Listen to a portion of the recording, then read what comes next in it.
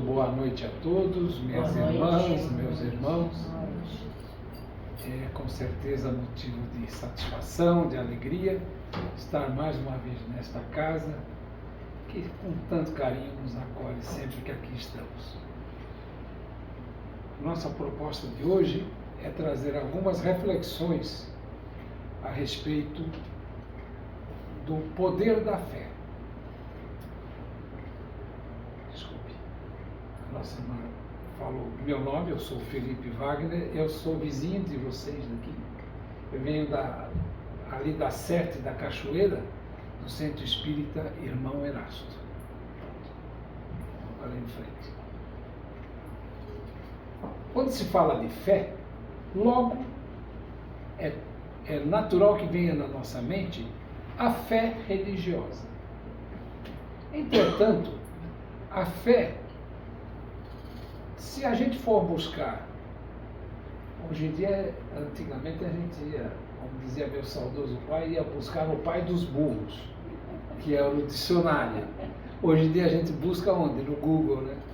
Se a gente for colocar no Google fé, a gente vai ver que fé não é a fé religiosa, é também a fé religiosa. E lá no dicionário diz assim que é quando a gente acredita em algo ou em alguém. Isso é ter fé. E esse algo é alguma coisa que a gente esteja almejando. Esse alguém pode ser nós mesmos, como pode ser o outro. Então, para facilitar nosso início de conversa, eu vou ler aqui o que eu busquei no atual Pai dos Burros, que é o Google.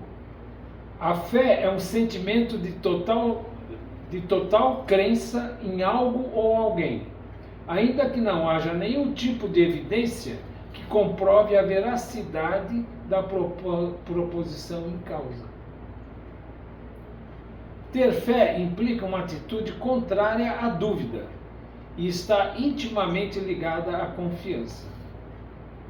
Em algumas situações, como problemas emocionais ou físicos, ter fé significa ter esperança de algo que vai mudar de forma positiva para melhor. Mas, tudo bem. Agora, se a gente for buscar a palavra fé, a origem da palavra, a gente chama de etimologia. É o termo quando a gente vai buscar a origem. Né? Pela etimologia, fé, no português, vem de fides, no latim. Mas é tão interessante porque a cultura romana, a cultura latina, ela foi beber na fonte da cultura grega. Então, muita coisa do latim, em termos de expressão, vem do grego.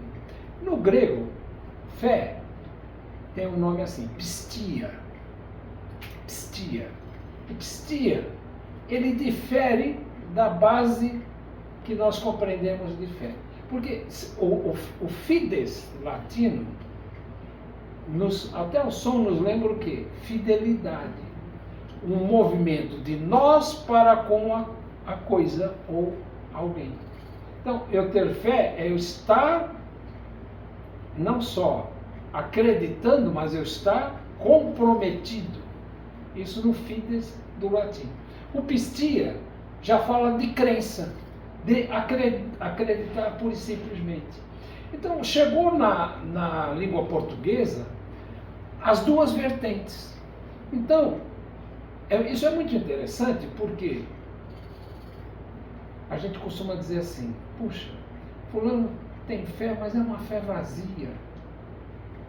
O que é uma fé vazia? É aquela fé onde não existe o compromisso de um para com o outro.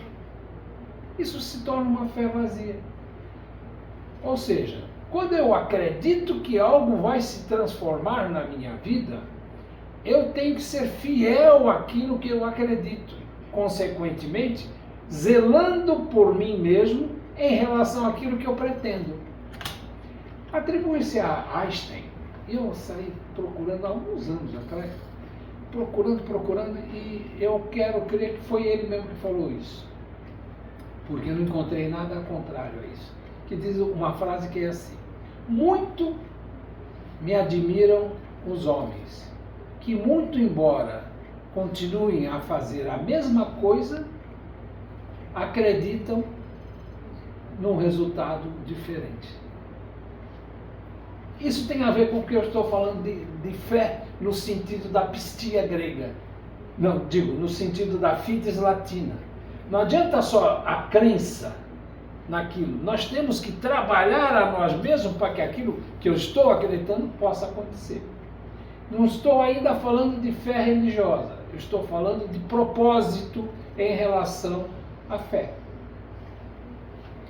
Ora, se a gente for observar, ninguém acorda pela manhã dizendo assim: hoje estou querendo que ocorra tudo errado na minha vida. Até pode ser, mas é um psicopata que pensa dessa maneira.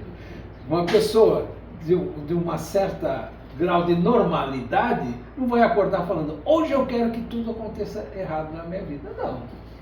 Então, todos nós, no momento que nós acordamos, a gente realiza uma profissão de fé. Fé em nós, fé nas pessoas que nos circundam, fé nos acontecimentos que virão, fé numa série de fatores que vão fazer com que aquele nosso dia seja um dia pleno de êxito. Não é assim? É quase assim. A Organização Mundial de Saúde, ela já classifica como uma pandemia da atualidade a depressão.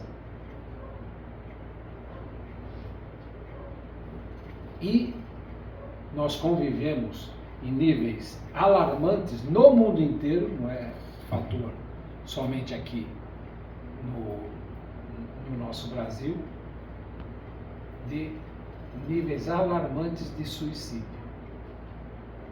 O que está acontecendo? É falta de fé. É falta de acreditar. E por que nós estamos deixando de acreditar? Estamos vivendo uma sociedade doente, deixando de acreditar. Porque nós estamos apoiando as nossas casas num terreno arenoso. Porque aquilo que nós, como sociedade, entendemos como ser o nosso objetivo, na realidade, nós estamos repetindo padrões que não são nossos. Inclusive nós espíritas. Porque a gente chega e fala assim: espírita, ele acredita na reencarnação. É uma dos pilares do espiritismo, é a reencarnação. Até mesmo porque, sem compreender que esta nossa vivência atual é parte de uma vida global, que é uma sucessão de encarnações e reencarnações, nós teríamos alguns problemas graves que nós não teríamos como solucionar. E o Espiritismo traz essa solução para nós, compreendendo que o que nós estamos vivendo hoje, ele ao mesmo tempo é consequência do que nós vivenciamos no passado e ao mesmo tempo é a formação, é a base da nossa vida futura. E nós espíritas ficamos deprimidos. Nós espíritas entramos em problemas gravíssimos de teor íntimo, psicológico. Como é que pode? Pode. Porque nós entendemos, talvez superficialmente, aquilo que vem da doutrina. Eu costumo exemplificar isso que eu estou dizendo de uma maneira assim. Nós somos um espírito imortal numa vivência corpórea. Nós não somos um corpo que tem uma alma. Apesar de nós termos convicção disso como espíritas, nós vivemos mais para o corpo do que para a alma. Ah, não é bem assim, Felipe. Não é bem assim. Outro exemplo prático, outro teste prático. A gente chega, tem uma criança, eu quero dar tudo de melhor que eu possa dar a essa criança. Aí eu vou lutar feito um translocado para dar as melhores escolas, os melhores sapatos, as melhores roupas, enfim. Isso tudo é matéria. Aí eu pergunto, quantos filhos de espírita estão em evangelização infantil e juvenil? Esse espírito imortal, ele precisa ter a base dele. Então, quando eu digo nós espíritas, é por quê? Porque existe, pelo entendimento digamos, do grande teor da doutrina espírita, a gente acredita que a gente está já num outro patamar do que as outras vertentes religiosas. E não é não. Nós estamos vivendo nessa mesma sociedade, e nessa mesma sociedade não há necessidade de ser espírita para ser um homem de bem, para ser um ser humano de bem. Muito ao contrário.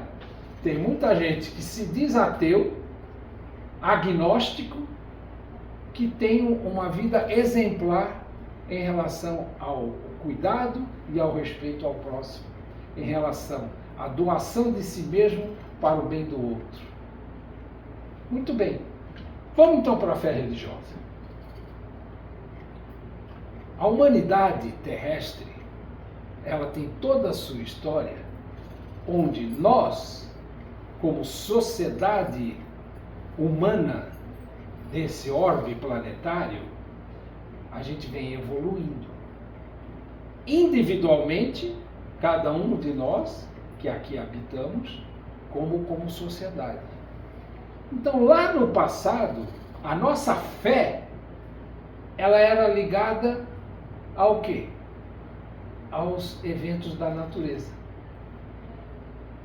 No livro A Gênese, esse livro aqui, A Gênese, que é o quinto livro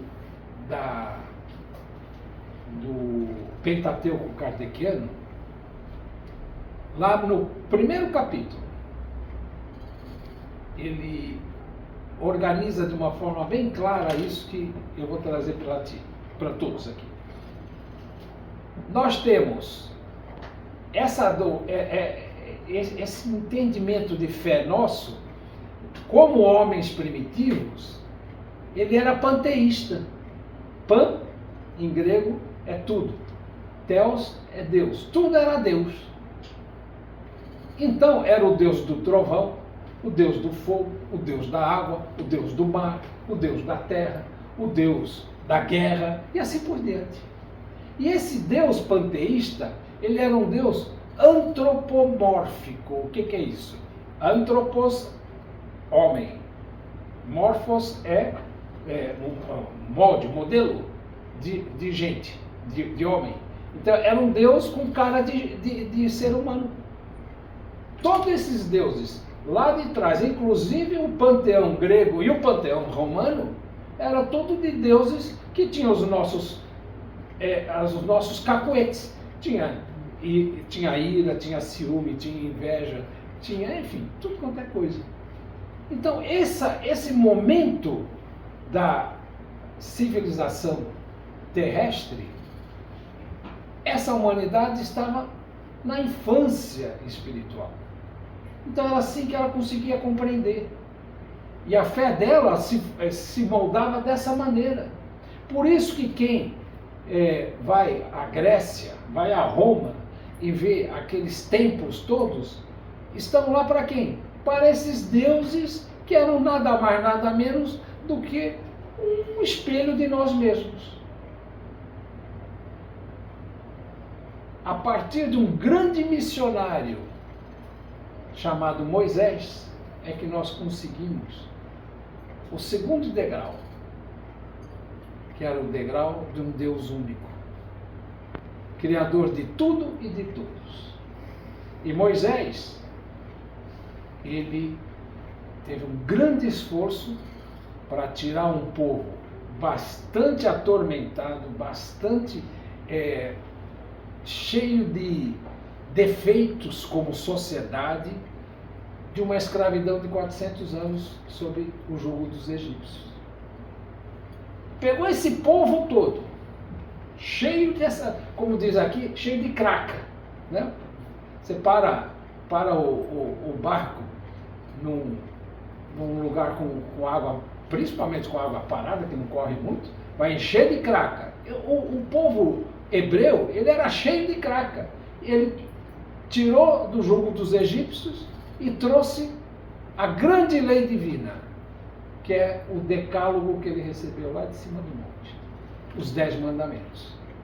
Só que, para lidar com aquela humanidade, que já não era uma humanidade tão infantil espiritualmente, mas ainda era cheia desses tormentos, ele, junto com essa lei divina, ele fez um conjunto enorme de centenas de leis da vida civil em sociedade.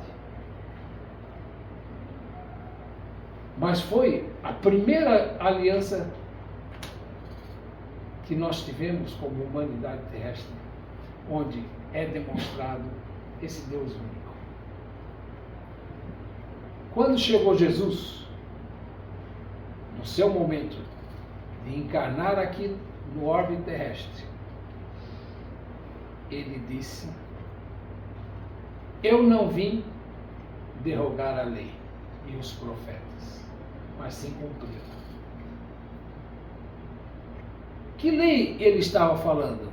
Ele estava falando para o povo judeu, que eram os hebreus. A lei mosaica, a lei dos hebreus. Só que parte da lei? A parte divina. Por quê? Ele transgrediu leis civis que o Moisés trouxe junto.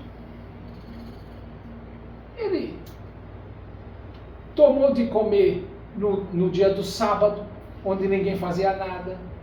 Ele curou no sábado.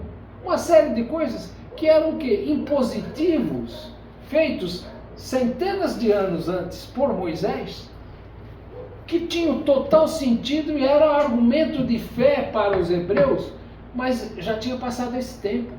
Então, quando Jesus vem, ele tira aquele Deus tirano, aquele Deus despótico, aquele Deus severo que era o Deus de Moisés, e no lugar dele traz o quê?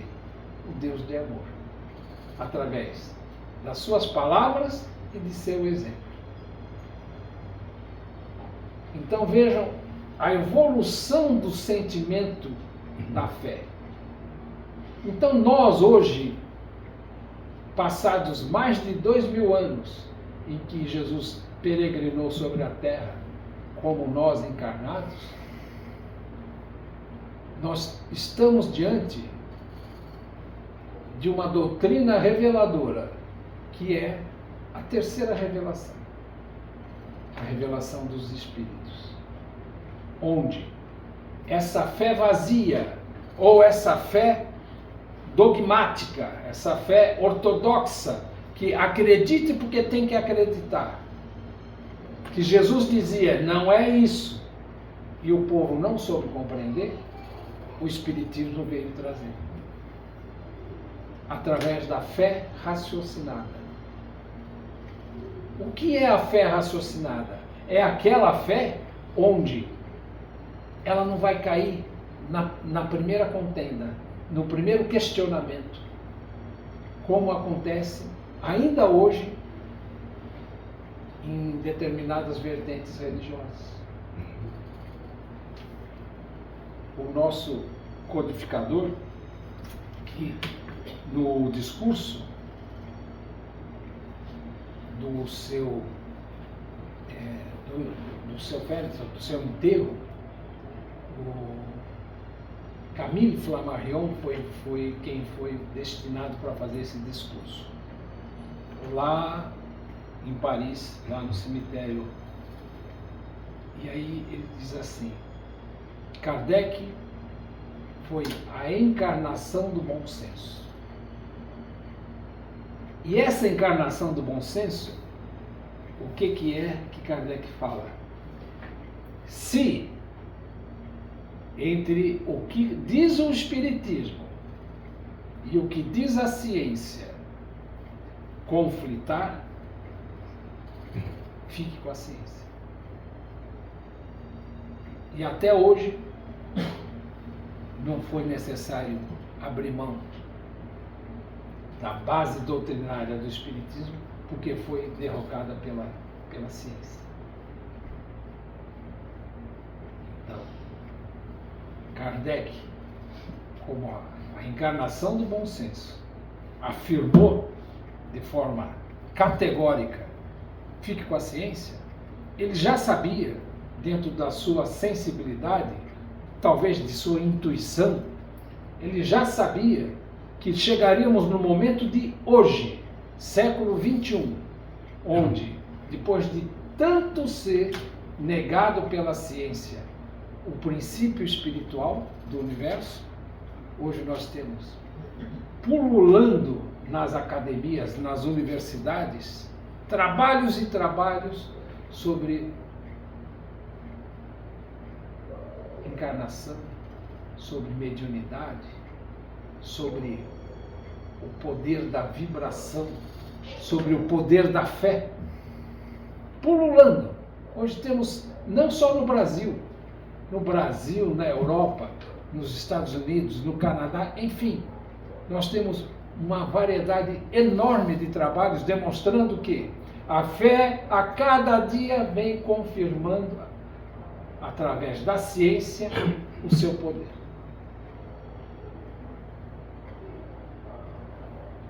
Se nós observarmos, quando a gente vai lá esse outro livro aqui, o Livro dos Espíritos, Kardec sabia fazer boas perguntas. E aí então agora nós vamos entrar no tema em questão, do poder da fé. Quando ele questiona dos espíritos o que pode dar coragem e firmeza para que a gente continue vivendo e realizando o que tem que ser realizado, ele elabora da seguinte maneira: a felicidade terrena é relativa à posição de cada um, na questão 922 desse livro. O que é suficiente para a felicidade de um faz a desgraça do outro. Há, entretanto, uma medida comum de felicidade para todos os homens? É a pergunta que ele faz para os espíritos. E a resposta dos espíritos: para a vida material, a posse do necessário. Para a vida moral, que é o espírito, a nossa consciência, para a vida moral, a consciência pura e a fé no futuro. Se nós conseguirmos compreender essa resposta dos espíritos, nós temos que fazer aquele movimento da fides romana, nos comprometer, nos fidelizarmos àquele propósito. Com isso, a gente passa a acreditar no nosso futuro. E ele tem uma outra pergunta muito interessante, a 941, logo para adiante. A preocupação com a morte é para muitas pessoas uma causa de perplexidade. Mas por que essa preocupação, se elas têm o futuro pela frente? A morte não, a resposta dos espíritos, a morte não inspira nenhum temor ao justo, porque a fé lhe dá a certeza do futuro. A esperança lhe acena com uma vida melhor, e a caridade, cuja lei praticou, lhe dá a segurança de que não encontrará no mundo em que vai entrar nenhum ser cujo olhar ele deva temer. Está lá, está aqui. no Livro dos Espíritos. Já está dando uma dica para nós de como a gente se conduzir hoje para o nosso futuro amanhã. E lá na questão 148, muito antes, ele diz assim: não é estranho que o materialismo seja uma consequência de estudos que deveriam, ao contrário, mostrar ao homem a superioridade da inteligência que governa o mundo? Deve-se concluir que esses estudos são perigosos? Aí a resposta dos espíritos: o espiritismo é o mais poderoso auxiliar da religião. E se assim acontece, é porque Deus o permite, e o permite para reanimar as nossas esperanças vacilantes e nos conduzir ao caminho do bem pelas perspectivas do futuro. Então, a todo tempo, o espiritismo ele vem nos dar caminhos para que a gente consiga fazer a nossa fé se agigantar, a nossa fé ficar mais firme, mais parruda, como diz. E esse é o nosso poder, porque nós, como espíritos imortais, somos os nossos condutores no nosso caminho de perfeitude. Não é a casa espírita, não é um dirigente espírita, não é qualquer dirigente de qualquer outra vertente religiosa que vai dizer que nós vamos para aqui ou vamos para ali. É a nossa consciência é que vai fazer a nossa evolução. Então, dessa maneira, só para a gente entender essa evolução da fé através dos tempos, justamente neste livro A Gênese, então ele começa lá no panteísmo, o Deus único, muito embora cruel, irado e vingativo, que foi trazido por Moisés na primeira revelação, e depois o Deus misericordioso, justo e bom, mas que contempla a cada um segundo suas obras, na revelação do Cristo de Deus. Deus, como inteligência suprema, causa primária de todas as coisas, trazidas pela terceira revelação do Espiritismo. E qual é a religião do futuro? Onde vai estar a nossa fé no futuro? A religião do futuro não é o Espiritismo. Como todo mundo, à medida que vai vivendo na doutrina espiritual. Não é. A religião do futuro é aquela que satisfaça a razão e as legítimas aspirações do coração e do espírito. Acompanhe a humanidade em sua marcha progressiva e seja a emancipadora da inteligência, admitindo apenas a fé raciocinada. Isso não é exclusividade do Espiritismo. Graças ao bom Deus, eu tenho bons amigos em diversas filosofias e religiões. E tem seguidor da doutrina protestante, que hoje em dia a turma chama de evangélico, com uma clareza mental em relação à emancipação desse ser imortal que somos nós. Da mesma maneira, dentro da Igreja Católica, os umbandistas, tem uma querida lá no meu bairro, lá, uma querida de uma mãe de santo. Quanta conversa a gente tem boa, e a pessoa numa honestidade de propósito em dirigir o povo dela dentro do amor e da caridade. Não é exclusividade nossa. Mas nós precisamos o quê? Da fé raciocinada. Por quê? É a ela que nos dá a base para que a gente não, a qualquer ventinho, a gente se balance.